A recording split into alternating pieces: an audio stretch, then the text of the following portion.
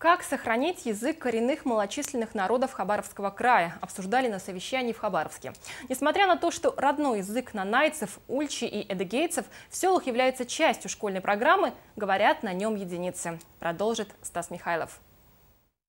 Обсудить дальнейшие меры по сохранению коренного языка собрались сотрудники Министерства образования Хабаровского края и уполномоченные представители малочисленных народов. По данным последней переписи населения, из 11 тысяч нанайцев, живущих в Хабаровском крае, родной язык знают 400 человек. При этом его изучают в 28 школах края. Но ученики воспринимают его как иностранный. Изучение родного языка и его сохранение на современном этапе является несколько искусственным. Объясню почему.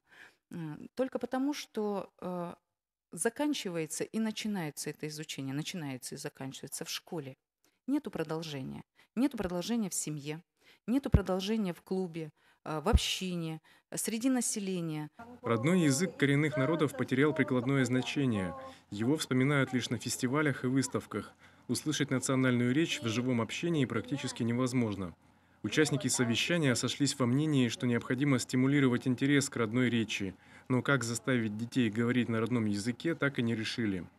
Потребностей у самих, ради которых все делается, этого нет. И сегодня вы, наверное, слышали, что не раз мысли, в общем-то, вслух произносились о том, что вот кто-то должен что-то сделать, нас собрать, нам сделать, за нас сделать. Это, в общем-то, вот проблема, с которой мы тоже думаем, как работать. А между тем, на поддержку коренных языков и культуры коренных народов бюджет Хабаровского края регулярно выделяет деньги. В этом году на проведение фестивалей, конкурсов и на поддержку учителей национального языка было выделено более 30 миллионов рублей. Стас Михайлов, НВК «Саха», Хабаровск.